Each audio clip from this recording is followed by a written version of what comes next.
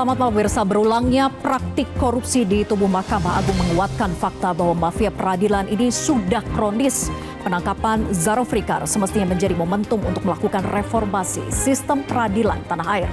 Tak main-main, uang tunai hampir 1 triliun rupiah dan emas seberat 51 kg ditemukan dan diakui sebagai hasil suap kepengurusan perkara. Lalu bagaimanakah nasib peradilan kita jika para hakim pun terlibat permainan kotor dan tidak jujur? Apakah mungkin mafia peradilan diberantas? Bersama saya Vera Bahaswan, inilah Kontroversi.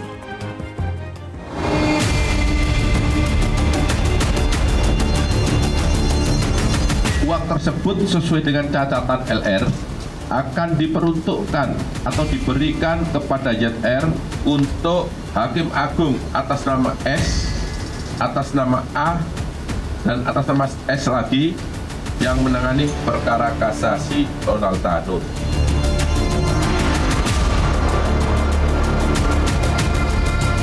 Informasi terhadap 3 hakim Mahkamah Agung itu dalam kaitan dengan permufakatan suap atau gratifikasi yang melibatkan ZR dan LR, ya kan. Nah, nanti kita lihat bagaimana simpulannya. Itulah apakah ada keterkaitannya. Nah, ini yang saya sebut sebagai bagian dari kebutuhan penyidikan. Ya. Adanya indikasi sangat kuat pelanggaran dalam memimpin persidangan yang dilakukan oleh majelis hakim, di antaranya seolah membatasi terungkapnya kebenaran.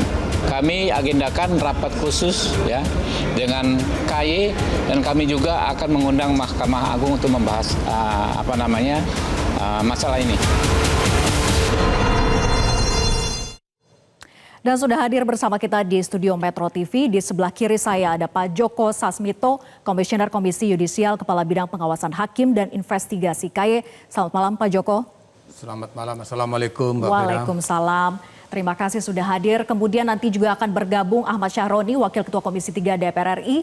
Kemudian di sebelah kanan saya ada Pak Marwarar Siahaan, mantan Hakim MK. Selamat malam Pak Maru. Selamat malam. Terima kasih sudah hadir. Kemudian juga ada Pak Jamin Ginting, pakar hukum pidana. Selamat malam Pak Jamin. Selamat malam Mbak Vera. Terima kasih sudah hadir. Kemudian ada Pak Boyamin Saiman, Koordinator MAKI. Selamat malam Mas Boyamin. Malam Vera. Terima kasih Bapak-Bapak sudah hadir di Kontroversi.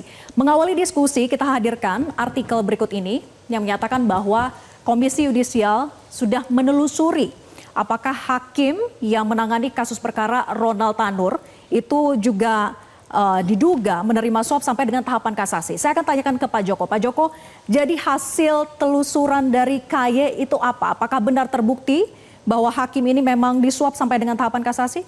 Oke, terima kasih Mbak Vera ya, tentang dugaan suap yang dilakukan oleh Majelis Hakim PN Surabaya itu, kalau dihubungkan dengan putusan tingkat kasasi, mungkin sebelumnya saya informasikan dulu ya, artinya pada waktu kita periksa ya majelis hakim yang menyidangkan putusan bebas itu, memang awalnya Komisi Yudisial itu sudah menemukan indikasi adanya uang masuk transfer ke majelis hakim kurang lebih 1,6.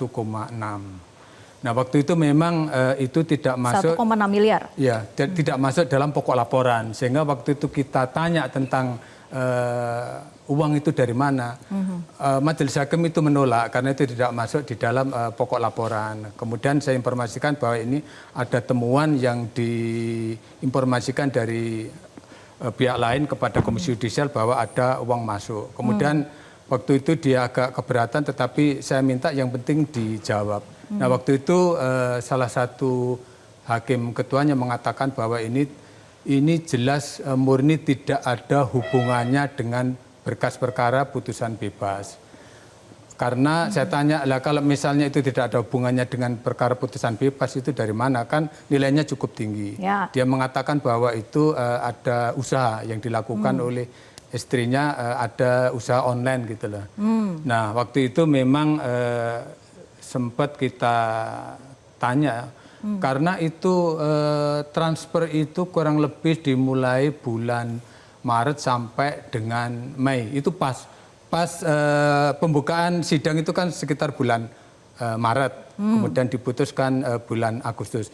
Sehingga itu sempat kita tanyakan apakah memang benar itu tidak ada hubungannya dengan berkas perkara. Memang kita tidak ada bukti-bukti lainnya, ada transfer. Kemudian dia mengatakan bahwa betul-betul itu tidak ada hubungannya dengan pokok perkara. Kalau memang ini ada hubungannya dengan pokok perkara, nanti akan saya pertanggungjawabkan. Itu di berita acara yang kita bunyikan.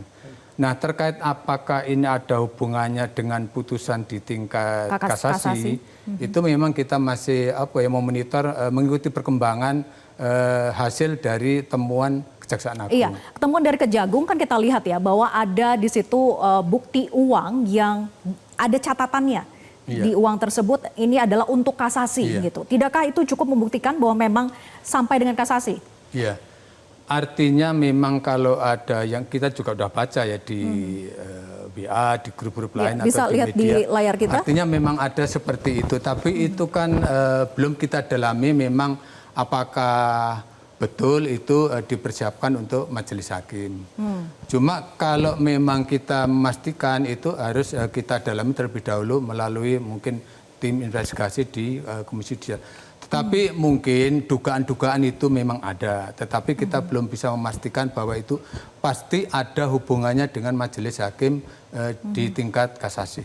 Oke, saya ke Pak Maru kemudian. Pak Maru, ketika Pak Maru sebagai hakim di kala itu apakah memang sudah melihat praktik-praktik maklar kasus itu memang sudah terjadi dari dulu? Kalau di zaman saya belum melihat secara tersistematik begitu yang disebutkan maklar kasus. Bahwa ada penyimpangan-penyimpangan secara individual dan tersendiri itu bisa kita akui. Tapi kalau dikatakan secara sistematik seperti ini dari atas, dari bawah ke atas, dari atas ke bawah saya kira baru kita temukan atau kita dengar. Jadi memang ada ini. Sejak dulu. Tapi temuannya adalah individual. Ya saya kira belum juga sejak zaman Romawi atau zaman kuno itu sudah gitu ada ya. Tapi tidak dalam suatu sistem yang disebutkan maklar kasus dalam bentuk yang konkret seperti itu. Saya kira secara individual berdiri sendiri ya, saya kira harus diakui lah.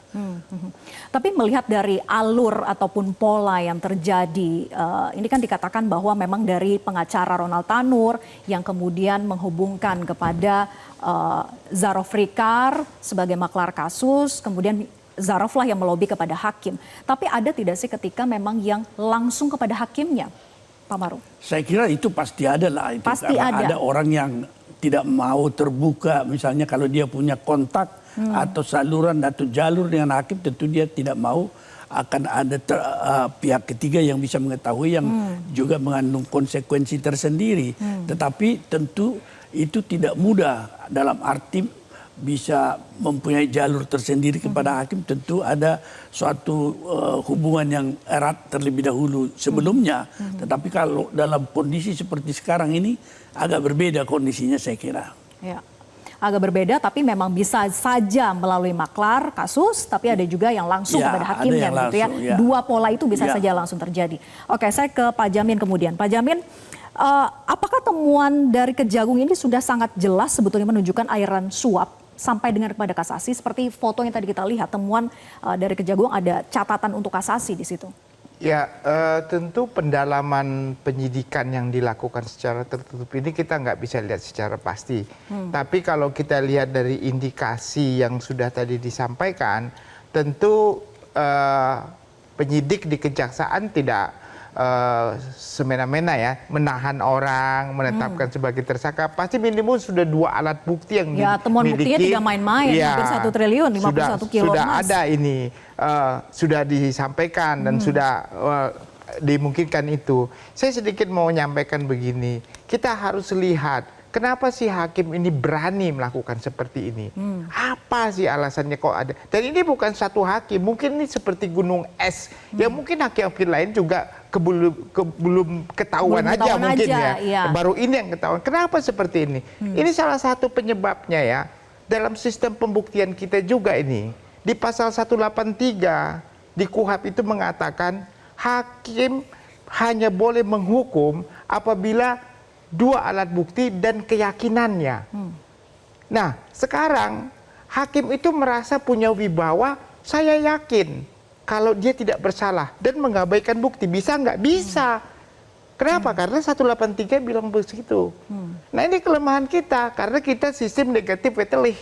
Sistem negatif wetelih harusnya alat buktinya sudah jelas, dia melakukan pelakunya, bisa diabaikan dengan keyakinan. Tapi bisa saya potong ini. Ini kelemahannya. Ya ini kelemahannya. Makanya saya katakan begini, kalau keyakinan itu berintegritas, maka alat bukti itu akan menjadi sah. Permasalahannya, kalau keyakinan itu didasarkan kepada suap, kepada inilah akhirnya bisa disalahgunakan. Makanya saya katakan. Tapi bukankah pembuktiannya mudah? Kan Pak Joko juga sempat menelusuri dan sudah curiga dari awal, begitu kan ada uang yang masuk itu. Nah, Anda bayangkan, semua media, semua pakar sudah mengatakan pelakunya adalah Tanur berdasarkan bukti. Sudah. Tapi pertanyaannya, kenapa hakim berani bebasin? Apa alasannya bisa bebasin? Karena berlindung di Undang-Undang 183. Saya punya keyakinan dia bukan pelaku tindak pidana. Itu hak saya sebagai hakim. Dan saya diatur dalam undang-undang. Nah ini masalahnya. Karena apa? Karena ada keyakinan hakim itu menjadi satu unsur dalam memutuskan suatu perkara. Makanya saya bilang, coba ya anggota DPR ya, pikirkan. Bisa nggak kita rubah dalam KUHAP itu jangan pakai negatif wetelih, tapi pakai positif wetelih. Semata-mata dengan bukti, bukan keyakinan hakim lagi. Karena keyakinan hakim yang didasarkan kepada suap bisa disalahgunakan. Oke, dan kita juga mengundang dari DPR, silahkan Wakil Ketua Komisi 3, Muhammad Syaroni sudah hadir. Silakan Bang Roni. Oke, tadi Pak Maru ingin menanggapi, silakan. Saya kira apa yang dikemukakan rekan kita ini tentang keyakinan itu. Ya. Universal, semua mengenal apa yang disebutkan beyond reasonable doubt. Bahwa satu bukti pun meskipun sudah terpapar di depan kita, kalau memang ada unsur-unsur yang menyebabkan kita ragu kebenaran alat bukti itu adalah merupakan suatu prinsip universal bahwa tanpa keyakinan tidak akan diputus berdasarkan alat bukti. Masalahnya bukan terletak di sana, bahwa keyakinan itu hakim bisa diukur juga.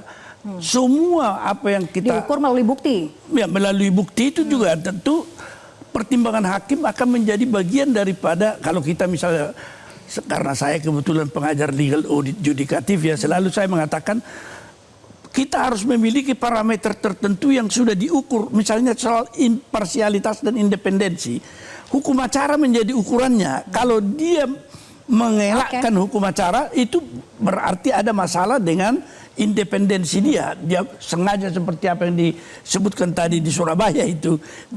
Sudah jelas demikian, tetapi dia mengatakan bebas.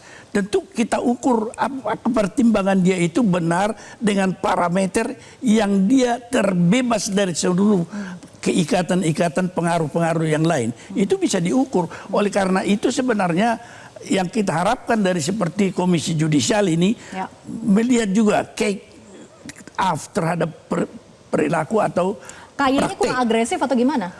Saya kira dia sudah ini KY mau juga aktif tapi dikekang. Karena apa yang dikatakan prinsip yang selalu barangkali Pak Saroni sudah ada, prinsip satu atap menjadi suatu pola yang di Mahkamah Agung masih berlaku sekarang, sehingga mereka jadi tidak punya satu daya anu. Sebenarnya sih menurut saya Komisi Yudisial tidak ada hubungannya itu dikekang atau tidak. Tidak merasa dikekang jadi ya. Cuma memang ada permasalahan yang dialami selama ini. Artinya kalau itu yang dilakukan murni pelanggaran kode etik itu tidak ada masalah sama sekali. Bahkan yang disanksi ringan, sedang sampai berat sampai majelis kehormatan hakim tidak ada masalah. Itu berjalan ya, maksudnya? Cuma kalau permasalahannya kalau pelanggaran etik yang ada hubungannya dengan teknis yudisial itu ada beda pendapat antara Komisi Yudisial dengan Mahkamah Agung. Karena kalau Mahkamah Agung kalau ada pelanggaran etik yang terkait dengan teknis yudisial itu melalui upaya hukum. Tetapi kalau menurut Komisi Yudisial walaupun itu menyangkut teknis, kalau bisa dibuktikan pelanggarannya itu termasuk pelanggaran etik. Tapi itu sih saya foto Pak Joko. Oke, singkat saja, berapa Pak banyak surat-surat yang melaporkan pelanggaran kode etik yang ada tembusannya kepada KY diperiksa juga dengan metode itu? Saya kira tidak. Hanya didiamkan saja, termasuk oleh KY sendiri. Kadang-kadang menjawab bahwa itu adalah masalah independensi. Masalah independensi juga memiliki step-step di dalam apa yang disebutkan itu soal pengawasan itu di dalam apa yang disebutkan Tidak semua imparsialitas. diperlakukan seperti itu begitu ya. Tapi dijawab nanti ya Pak Joko. Usai jeda, tetap bersama kami di Kontroversi.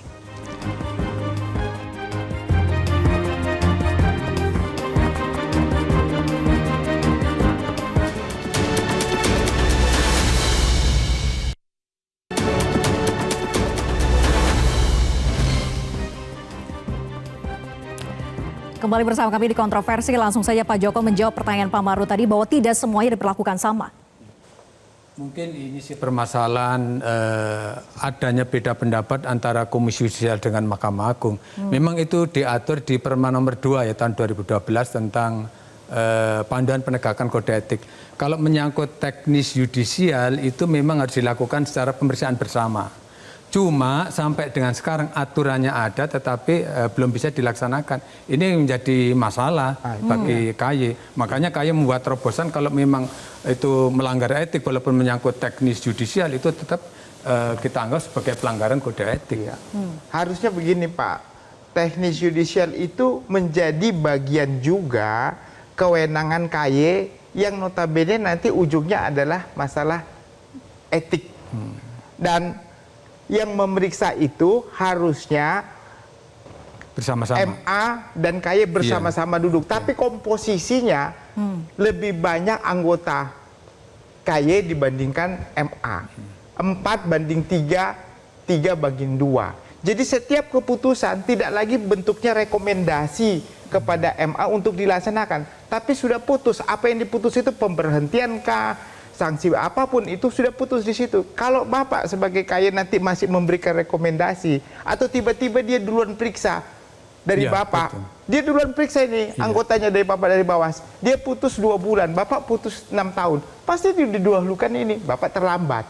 Sisi lain begini loh, Begitu. Pak Joko tadi peraturan Mahkamah Agung yang dipakai malahan, gitu kan? Ini kan jadi aneh. Jadi KY harusnya punya peraturan KY sendiri. Bukan itu peraturan Dan ini bersama. saya ingat Pak, zaman Pak Antasari Azhar, dulu ada peraturan bersama di judicial review sendiri ke Mahkamah Agung dibatalin. Padahal itu kan nggak bisa harusnya. Nah itu sejak saat itu nggak pernah ada perlawanan KY memang, gitu loh. Tidak Itu ada aja. perlawanan KY. Jadi menurut Bang Roni sebenarnya KY ini memang lemah sehingga hakimnya makin berani nakal atau gimana? Ya di sisi lain dibilang lemah, ada lemahnya. Tapi dia berdasarkan faktor dari rumahnya Mahkamah Agung. Pengawasannya lemah dan rata-rata semua hakim adalah tahu sama tahu.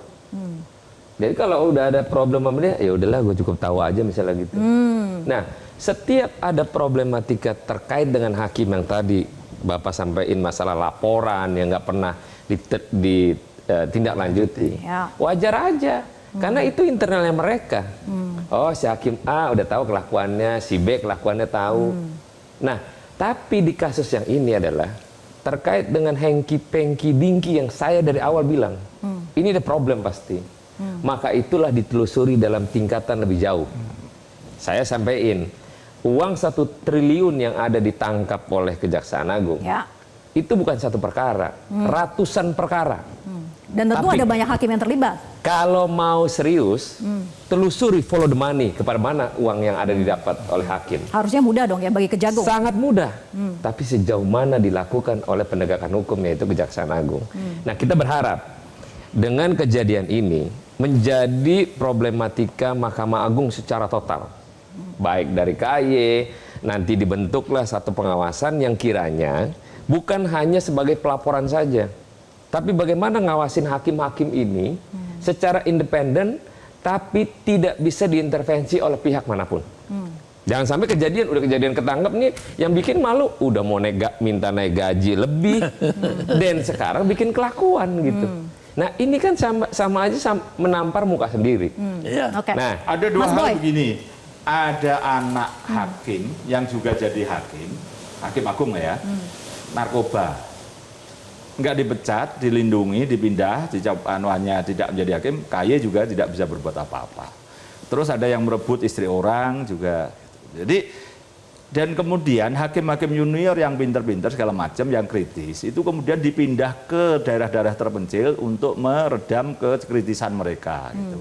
Dan terus terang aja ini tidak ada yang pembelaan bagi mereka, sehingga ya akhirnya tanda kutip yang nakal bisa jadi yang akan merasa dapat peluang, yang pinter, yang hebat, ngapain kerja sungguh-sungguh juga. Jadi ada penurunan moral di situ, dan ini tidak diselamatkan dalam jangka waktu yang pendek aja, tidak bisa, karena sudah yang hakim pinter muda-muda itu malah terbuang jauh gitu, dan tidak ada yang membela gitu. Dan ini problematika kita yang sudah akut sebenarnya, dan inilah yang misalnya ini kembali ke Surabaya. Jadi masalahnya itu ada di pengawasannya atau di mananya? Ya pengawasan, jelas karena pengawasan. jelas di situ gitu. Makanya kan sebenarnya reformasi itu sudah emaskan KY sebagai dituangkan di Undang-Undang Dasar 45. Nggak ada lembaga lain. Misalnya Surabaya nih, ada peristiwa putusan kepailitan atas dasar klaim dari dividen yang tidak dibagi. Itu kan Undang-Undang Perseroan Terbatas. Ada perlindungan saham minoritas yang 10%. Ketika ini yang tidak terima terhadap RUPS yang dividen tidak dibagi, maju ke pengadilan dikabulkan sebagai piutang dan kemudian jadi pailit. Yang melakukan siapa? Salah satu hakim itu yang inisialnya ED itu. Itu jadi di Surabaya ini banyak. Tempo juga melaporkan ada hakim yang makan-makan di restoran dengan lawyer. Terus kemudian juga ada kegiatan-kegiatan lain, paling sering ke Surabaya. Sebenarnya begini, kalau mau jujur, hakim-hakim tingkat daerah itu, dalam konteks ini, yang Surabaya ini, nonsen kalau mereka mandiri. Ada guidance. Yakinlah itu, kalau nanti di dalam pasti ada guidance. Kenapa? Mereka tahu nanti akan jadi kontroversi. Kalau tidak ada guidance dari yang atas, mereka akan terpental. Yakin pasti ada guidance. Itu loh, itu aja kalau keyakinan saya loh ya. Tinggal pembuktiannya seperti apa nanti. Tanur dari mana guidance itu? Ya dari atasnya, Pak. Ya di atasnya siapa nih? Kita tunggu. Karena beberapa hakim daerah itu selalu kadang-kadang Mas Boy, ya? atasnya Zarov. Ya rangkaian itu gitu kan. Zarov itu kan dalam konstruksi ini saya apresiasi Kejaksaan Agung tidak masuk radar saya Pak Zarov itu. Kalau dulu Nur Hadi bagaimana dia sembuh dengan harga masuk radar saya. Ada menantu yang dari pejabat misalnya $3.000 apa $3 juta, saya ada gitu meskipun nggak ketangkep. Terus mungkin Hasbiasan juga beberapa ada. Tapi Zarov ini betul-betul di luar radar kita semua. Nggak pernah mengira tiba-tiba begitu ya. Memang ini ya sekali lagi apresiasi Kejaksaan Agung sekali sabut dapat 1 T. Yang itu bahasanya saya balik, kalau Pak Mahfud MD itu mengatakan itu titipan, kalau saya rumusnya beda. Karena nyatanya dari kasus Tanur itu, Zarov itu kan dapat upah 1 miliar. Yang dipakai untuk menyuap, dianggarkan 5. 1:5. Kalau dia ada 1 T di rumahnya, itu upahnya dia. Yang nyebar malah 5 T. Lalu rumusnya malah begitu saya. Jadi ini yang perlu kita support, kita dukung, dan maka saya mau kreatif, minggu depan mau lapor LPSK untuk memberikan perlindungan kepada Zarov. Untuk jadi justice kolaborator. Nah, dengan demikian tujuannya nanti, untuk mengungkap yang lain. Iya, untuk buka-bukaan. Saya yakin paling enggak 10 besar masih ingatlah dia. Dan kemarin dia spontanitas nyebut itu, berarti itu apa yang paling benar di situ. Kalau lebih dari 10 ntar habis hakimnya. Ya kita lihat nanti dari rangkaian itu ya kita tunggu, dan nanti saya minta juga dikenakan pencucian uang kalau tidak kerjasama, kalau tidak diterapkan ya saya gugat peradilan seperti biasa, kan begitu aja. Baik, saya ke Bang Roni lagi. Bang Roni, jadi kalau memang persoalannya di pengawasan, penguatannya bagaimana kemudian? Ya penguatannya moral sendiri. Moral hakim. Kan susah menunggu orang punya moral. Nah, karena kalaupun apapun ceritanya, aturan undang-undang pakai inilah, pakai itulah, tapi pengawasan, kalau tahu sama tahu, di antara kita saja sudah saling kenal, dan kelakuannya pun tahu semuanya, ya udah dia merem aja lah, udahlah, ya udah dia udah dimin aja dulu. Nah, kalau itu terjadi, maka independensi dan integritas hakim berat. Mau sampai mana pengadilan ini sesuai dengan perwakilan Tuhan? Nggak ada itu. Iya. Berat. Jadi begini, saya sangat concern terhadap KY karena Undang-Undang Dasar menyatakan bahwasanya KY merupakan lembaga pengawasan bagi hakim. Walaupun kita ketahui sekarang hanya diberikan kewenangan dalam hal etik saja, bukan materi. Jadi saya kira ada kesempatan karena semua perbuatan hakim itu menyangkut dengan etik juga begitu, ada kaitannya. Apakah dia memeriksa kasus itu secara material, itu juga ujung-ujungnya pasti nanti masalah etik. Jadi KY ini bolehlah gitu bersama-sama duduk dengan Mahkamah Agung Agar sependapat. Kalau Bapak gitu ya? agak sulit, kita mintakan Pak Presiden untuk memanggil MA melalui DPR Pak Ginting. supaya dibuat suatu konsorsium di mana KY bersama-sama dengan MA bisa memutuskan terhadap hakim yang notabene secara vulgar seperti di, Barangkali ini saya di Surabaya ini Silakan, begitu. Pak Maruf. Pak. Kita tidak berharap belas kasihan dari Mahkamah Agung ya. Ini soal sistem. Ya. Setelah perubahan Undang-Undang Dasar, barangkali Anda lihat KY, MK, MA, ini memiliki peraturan-peraturan yang perlu dikonsolidasikan lagi. Yang menurut Anda melihat misalnya kewenangan. Dan saya minta Presiden untuk hadir dipanggil sama DPR. Sebagai pimpinan negara tadinya saya terpilih itu ketua sekarang harus dipanggil dulu apa komitmen apa konsep kan. Tetapi yang dimaksudkan ini sekarang ada masalah-masalah internal dalam masalah penerapan hukum itu. Misalnya MA, MK terpisah judicial review-nya tapi benturan itu bisa perang saudara juga, itu harusnya diintegrasikan. Itulah salah satu konsolidasi. KY harus diberikan kewenangan, tetapi juga lemah KY tidak diakui oleh MA karena pimpinannya tidak dianggap merupakan orang mereka, yaitu kalau di dalam sistem, saya katakanlah di Australia atau di Amerika, ketua KY itu ex officio adalah ketua mahkamah. Tidak ada yang bisa menolak. Tidak fair juga kalau kita sekarang seperti menyalahkan KY. Oh, bukan menyalahkan. Kasihan nih Pak Joko sendirian. Secara konstitusional. Justru kita memberikan kekuasaan yang lebih. Tapi ada sisi lain, misalnya KPK. Justru Ada sedang pintu mencari kita. solusi supaya ada kewenangan kita ditambah juga harus kepada nyadar KY. KPK. LHKPN 51 miliar dari Jarod itu kan sebenarnya tidak wajar. Ya. Baru hari ini mereka ngomong wah mau ditelusuri. Lah selama ini ngapain juga KPK diberi kewenangan LHKPN itu?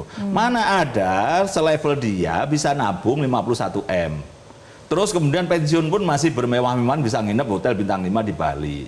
Kalau memang dia punya usaha apa gitu kan? Itu tapi dia ikut rombongan ketua Mahkamah Agung, Pak. Loh, itu yang ke Sumeneb, Pak. Kalau yang ke Bali beda lagi, Pak. Oh, beda itu beda lagi. Malah diduga yang bersangkutan bangun rumah di Madura untuk siapa? Ya, kita kasih kesempatan Pak Joko menjawab. Silakan Pak Joko. Oke. Mungkin permasalahan yang dialami oleh Komisi Yudisial, artinya tadi kan sudah kita informasikan tentang pemeriksaan bersama-sama tidak bisa dilakukan. Cuma sebenarnya ini sudah ada upaya yang dilakukan oleh berdua ya, baik Mahkamah Agung maupun Komisi Yudisial.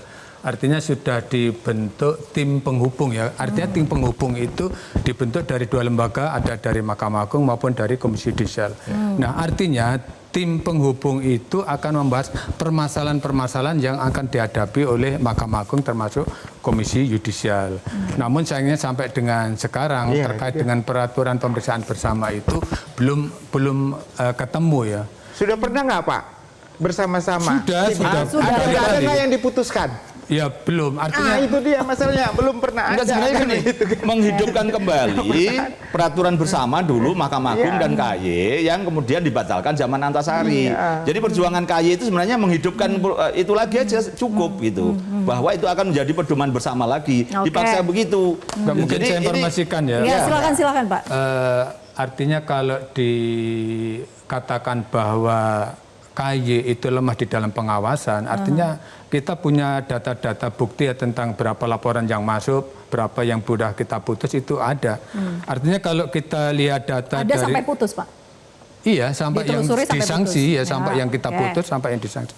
Dari tahun 2020 sampai 2023 itu untuk laporan yang masuk ke Komisi Yudisial termasuk tembusan yang dilakukan ke Mahkamah Agung itu artinya dari 4 tahun itu kita ambil rata-ratanya, itu setahunnya kurang lebih 2.830 berkas yang masuk ke Komisi Yudisial. Itu yang laporan masuk ke KY sekitar 1.634. Sedangkan yang tembusan ke Komisi Yudisial itu sekitar 1.195. Nah, yang dinyatakan terbukti itu kurang lebih setiap tahunnya itu 70. Kemudian yang disanksi ringan itu sekitar 45 hakim, sanksi sedang 16 hakim, dan sanksi berat ada 9. Artinya juga cukup banyak juga yang kalau kita bandingkan studi banding keluar negeri itu kecil sekali pelanggaran. Kalau kita sudah termasuk ya karena mereka hakim-hakim bagus Pak, nggak ada pelanggaran, bedain Pak, jangan tidak apple to apple Pak. Tapi katanya ada yang diproses, memang sampai dengan putus sanksi. Bang Roni, jadi memang apakah KAY satu-satunya lembaga yang bertanggung jawab atas lemahnya pengawasan ini? Tapi jawab nanti saja, tetap bersama kami di Kontroversi.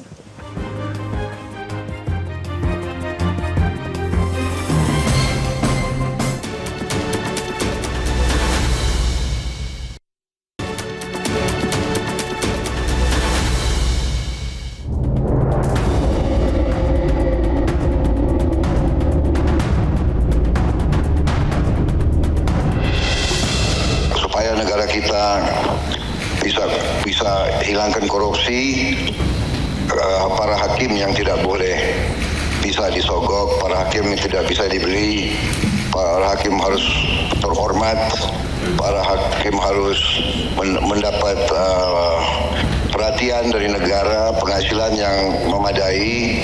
Marilah kita bersatu, kita benahi negara kita.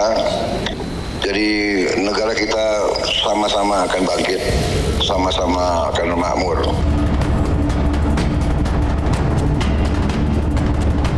Tentunya Mahkamah Agung berkomitmen tidak akan melindungi anggota yang melakukan perbuatan yang tidak benar.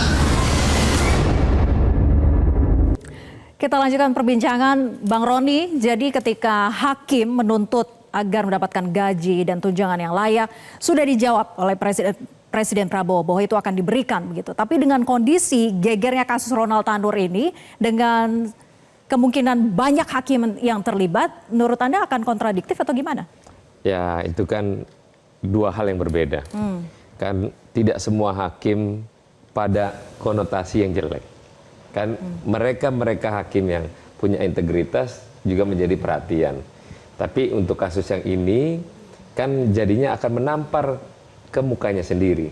Di samping dia menuntut dengan gaji yang cukup, tapi ada hakim yang bandel, oknum di dalamnya yang melakukan tindak pidana yang memalukan ini. Tapi kalau untuk Pak KAY sendiri, kita DPR juga berharap Bapak punya badan yang cukup kuat. Di samping untuk mengawasi para hakim, tapi tidak terbentur dengan aturan Mahkamah Agung. Nah, inilah mungkin nanti ke depan menjadi pelajaran atau menjadi evaluasi baru dengan merevisi terkait apa yang perlu direvisi untuk kekuatan daripada KAY sendiri. Dan kita berharap dengan terjadinya tindak pidana yang dilakukan oleh oknum hakim yang sudah tertangkap ini adalah ini menjadi pelajaran untuk berbenah baik dari atas sampai tingkat ke bawahnya. Mungkin itu nanti. Jadi penguatannya seperti apa yang diinginkan Pak Joko? Iya, mungkin selain permasalahan tadi ya, masalah pemeriksaan bersama, artinya memang komisi yudisial yang merupakan diatur dalam konstitusi, tetapi sanksi yang dijatuhkan itu hanya rekomendasi. Tapi akan lebih kuat lagi kalau misalnya nanti dilakukan perubahan terhadap undang-undang. Artinya sanksi yang dijatuhkan oleh komisi yudisial itu sudah final. Jadi Mahkamah Agung tinggal melaksanakan. Terkait mungkin pelanggaran berat, pemberhentian, baik dengan hormat tidak dengan hormat, itu memang betul itu harus dilakukan pemeriksaan bersama-sama. Artinya selama ini nggak ada masalah. Cuma permasalahan lain ada juga kewenangan yang dipunyai oleh komisi yudisial, yaitu apabila ada dugaan pelanggaran kode etik yang dilakukan oleh hakim itu punya kewenangan untuk menyadap. Tetapi ini bunyinya bekerja sama dengan aparat penegak hukum lain. Tetapi coba kita pernah undang aparat penegak hukum lain, misalnya polisi, jaksa, KPK, artinya ada keberatan kalau mengikuti apa yang dipunyai oleh komisi yudisial, karena 3 lembaga tersebut untuk terkait dengan pidana. Misalnya pidana itu terkait dengan narkotik, kemudian korupsi, kemudian teroris. Jadi kalau misalnya diminta bantuan untuk menyadap pelanggaran kode etik, dia itu mengatakan bahwa tidak punya hak untuk melakukan itu. Ini Artinya nanti bagaimana solusinya kalau bisa aturan itu ada tetapi bisa Oke, Bang Jamin, dilaksanakan. masukannya solusinya terkait dengan kewenangan penyadapan? Ya, jadi penyadapan itu diberi kewenangan tetapi dikunci di belakangnya. Harus bekerja sama dengan pihak Penegak lain. hukum lain. Tapi pihak lain itu mengatakan nggak bisa kami kalau cuma kode etik. Yang bisa korupsi, teroris, sama narkotika. Sama saja dikasih kewenangan. Tapi tidak. Ya harusnya tidak bekerja sama dengan pihak tersebut. Mandiri. Makanya harus ada anggaran. Nah, mungkin Bang Bohaimin nanti bisa bikin judicial review ke Mahkamah Konstitusi supaya kalimatnya nanti jangan bekerja sama tapi mandiri begitu. Nah, itu lebih tepatnya lagi seperti itu. Jadi tidak melalui perubahan peraturan perundang-undangan Nggak KY ya, usah, tapi judicial DJR ke review Mahkamah aja. Konstitusi. Nanti mudah-mudahan didengar nih Ya, sama sebenarnya tidak Ketua perlu Mahkamah Boyamin, Konstitusi. KY langsung bisa. Tapi yang paling sering kan Anda yang bisa. Makanya saya Legal rekomendasikan standingnya Anda. lebih kuat beliau daripada Iya, saya kan begitu. gitu kan. Jadi Iya. ya tapi gini loh. Ada kesalahan pemikiran bahwa KY itu dianggap mengganggu independensi badan peradilan. Dan sehingga pernah hakim-hakim agung waktu itu Ikatan Hakim maju judicial review ke Mahkamah Konstitusi dikabulkan. Salah satunya mengangkat hakim. Itu sehingga menjadi hilang urusan hakim. Tinggal hakim agung aja kan gitu. Iya. Ada Betul, urusan itu. Nah, itu sebenarnya pemahaman yang salah. Oke. Tidak mengganggu independensi karena KY bagian dari sana. Gitu loh. Jadi kalau eksekutif, legislatif, Saroni mau itu jangan itu intervensi. Tapi kalau KY tidak dianggap intervensi karena memang bagian dari peradilan. Jadi mohon maaf MK juga pernah salah juga ketika mengabulkan itu. Ketika mengangkat hakim itu ya kewenangannya KY juga gitu loh, bagian independensi. Secara penguatan tadi diharapkan bisa kemudian didapatkan oleh KY kewenangan ya begitu ya. Tapi Pak Maru terkait dengan gaji ini, bisakah menjamin sebetulnya ketika dinaikkan gajinya, hidupnya semakin layak, tapi tidak ada keinginan lagi untuk mau disuap? Ya, saya kira sudah sejak lama itu. Saya hakim yang masih generasi tua ya, bersama-sama dengan Pak Zainal Azikin dulu, sudah dia bilang itu gaji tidak akan menentukan. Karena ini adalah suatu pekerjaan yang memenuhi panggilan jiwa sebenarnya. Dan kalau kita perhatikan juga secara universal, kalau kita lihat Badan PBB yang menangani soal independensi peradilan, ada 4 jaminan independensi yang dikatakannya. Salah satu itu jaminan hidup, ya tentu yang layak.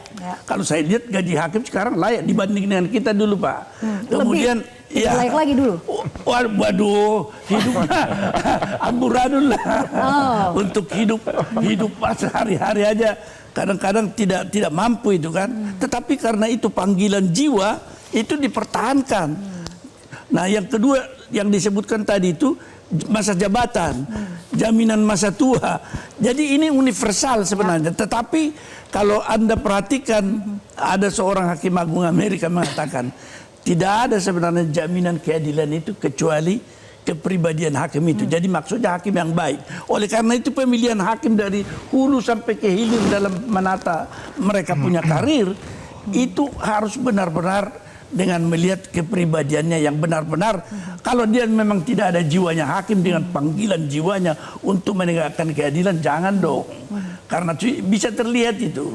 Dan menurut saya disitulah fungsi daripada komisi judisial sebenarnya tadi. Tapi gini Pak Marwan, kita balik logikanya. Kalau ini sudah kita naikkan tinggi, masih nakal bisa nagih gitu betul, loh. Kalau itu aja logikanya. Sehingga itulah yang saya setuju aja ini nilai gaji mereka sangat tinggi itu setuju. Justru kita bisa nagih. Tapi kalau gajinya mereka rendah, mereka semua ada alasan pemaaf, alasan pembenar kan gitu jadinya kan. Kembali jadi alasan. Iya.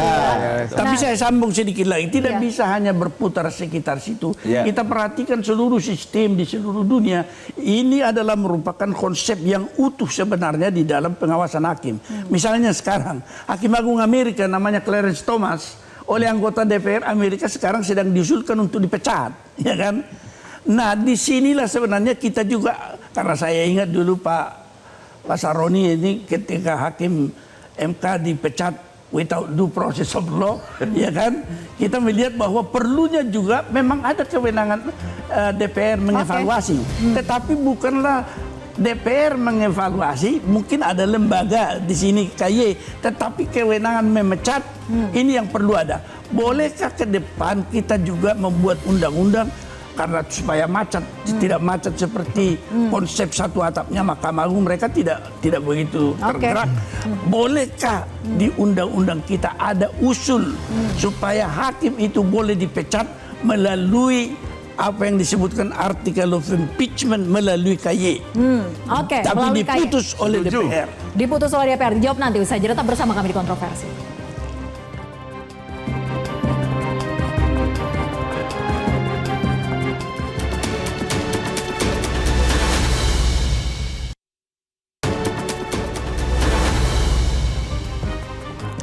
Kita lanjut diskusi Bang Rondi. Jadi tadi yang dimaksudkan oleh Pak Maru adalah kewenangan KY untuk mampu memecat hakimnya melalui DPR.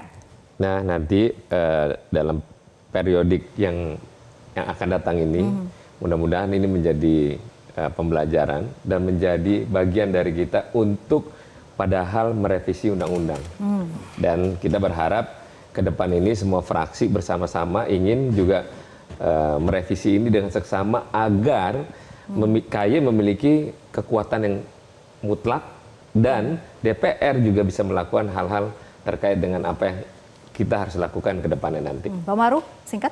Ya, saya kira ke depan kita di samping kita harus melakukan suatu pemikiran yang tersistematik, konsepsional dalam pemecahan ini, harus kita ingat salah satu untuk memberi penguatan organ konstitusi, yaitu KY yang sudah tadinya dimaksudkan untuk itu, diberikan kewenangan yang lebih besar itu dengan mempertajam mereka punya kewenangan itu, tetapi jangan mempertentangkan antara etik dan norma hukum, karena inti daripada norma hukum adalah etik. Justru karena kalau norma hukum itu tidak memuat core kontennya itu etik, itulah yang menyebabkan norma hukum itu sulit dijalankan. Termasuk di dalam hal ini. Konsep satu atap yang dikatakan dalam Undang-Undang 35 tahun 99, tinggalkan dan tata kembali dengan metode check and balance. Semua kekuasaan tidak boleh berjalan sendiri, tetapi dia harus ada yang disebutkan connectivity, tersambung. Ya. Oke, Bang Jamin, reformasi sistem peradilan kita seperti apa harusnya dilakukan segera? Dengan lemahnya pengawasan, hakim itu harus diawasi 24 jam. Bukan hanya waktu dia melakukan sidang. 24 jam. Karena tawaran untuk suap itu bukan pada saat dia kerja. Pada malam hari, pada golf, pada waktu dia melakukan makan, itu jadi hakim siapa yang mau ngawasi 24 jam? Nah, ini harus dipikirkan nih Pak Saroni, siapa? Apakah KY? Nah, makanya fungsi penyadapan tadi saya sangat setuju, 24 jam hakim itu diawasi.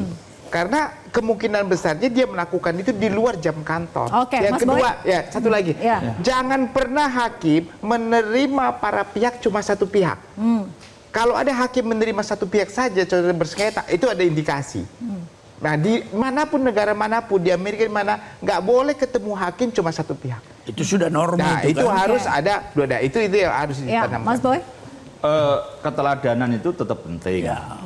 Nah, hakim-hakim yang di bawah belum melihat keteladanan di level pimpinan-pimpinannya. Mereka sering main golf, beberapa hal yang lain saya tidak bisa menyebutkan lah. KY sudah banyak catatan di situ. Gitu. Makan malam dengan advokat gitu. Nah, itu yang sudah terungkap gitu. Tapi sisi inilah yang saya berharap DPR itu kan mereka yang angkat. Ya DPR ya bisa mecat mereka. Sebenarnya sederhana kok kalau pemikiran ini mau yang hakim agung loh ya gitu. Nah, tidak khawatir ada kong kali kong lagi, Mas Boy? Ya enggak lah, semakin banyak yang terlibat akan semakin mengurangi. Memang kita masih negara berkembang, memang harus lebih banyak terlibat. Tidak bisa dipercayakan satu pihak itu nggak bisa. Kita berharap hakim agung itu katanya wakil Tuhan gitu. Nah itu nyatanya kan belum terwujud seperti sekarang. Maka saya memberikan gambaran kalau mau nerima suap, terima aja, ngomong bukan dosa kok gitu kan. Malah ada dalil dari Ustadz itu saya sitir itu di sini, suap itu bukan dosa. Gitu. Tapi apa dalilnya ternyata suap itu langsung masuk neraka gitu. Ya sudah kalau mau begitu ya silahkan aja gitu. Jadi ini kita mengingatkan hei hakim-hakim, Anda itu bahkan digaji untuk Baik. mendatangkan keadilan. Bukan karena lembur, bukan karena apa gitu. Jadi ketika ada isu pemotongan honor hakim agung, KAYIP juga belum bergerak ini. Baik. Padahal kita sudah rame, Pak. Itu loh. Jadi Semoga ini- reformasi sistem peradilan kita benar-benar dilakukan, Ya, gitu ya. Keinginan menjadi keinginan bersama. Yap. Dan pemirsa, hakim adalah wakil Tuhan di muka bumi. Di tangan hakim, kebenaran dan keadilan diputuskan. Tapi bukan keadilan berdasarkan order dengan bayaran mahal. Demikianlah diskusi kita dalam kontroversi. Terima kasih Bapak-Bapak atas diskusinya malam hari ini. Saya Vera Bahason, pamit undur diri. Terima kasih atas atensi Anda. Sampai jumpa.